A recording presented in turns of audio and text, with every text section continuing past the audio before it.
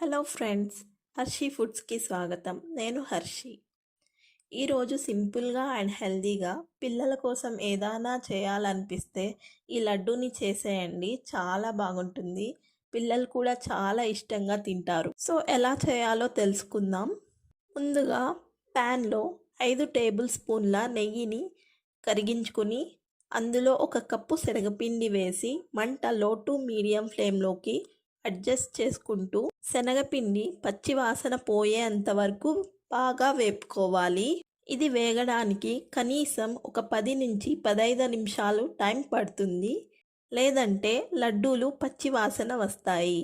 శనగపిండి వేగిన తర్వాత 1/2 కప్ బెల్లం తురుము, 1 కప్ పచ్చి కొబ్బరి ముక్కల్ని లైట్గా మిక్సీ పట్టి ఇలా చేసుకోవాలండి.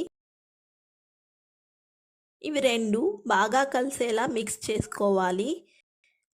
ప్యాన్ నుంచి ఇలా సెపరేట్ అయ్యే వరకు మంటని లో ఫ్లేమ్లోనే ఉంచి కలుపుతూ వేపుకోవాలి.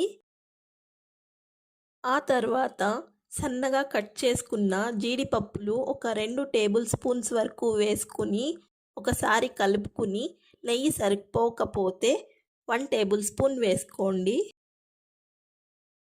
స్టవ్ ఆఫ్ చేసేసి 3 యాలక్కి బుడ్డల్ని కొంచెం ఇలా దంచుకుని వేసి మళ్ళీ బాగా మిక్స్ చేయండి. ఇది గోరువెచ్చగా అయిన తర్వాత ఇలా అంతా ఒకసారి కలుపుకొని లడ్డూలు లాగా చుట్టుకోవడమే అండి. అంతేనండి, చాలా సింపుల్గా ఇప్పుడు ఇంట్లో ఉండే వాటితోనే లడ్డూలు చేసుకోవచ్చు.